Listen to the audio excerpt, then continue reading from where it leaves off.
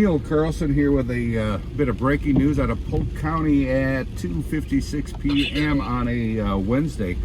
This is just on the west side of Crookston Highway 2. We just had some high winds and another little thunderstorm roll through here. Also hearing reports out on I-29 south of Grand Forks by Reynolds. We have a report of a semi flipped on its side and maybe another vehicle. Just listening to radio traffic here, I had a call from somebody else who drove by that.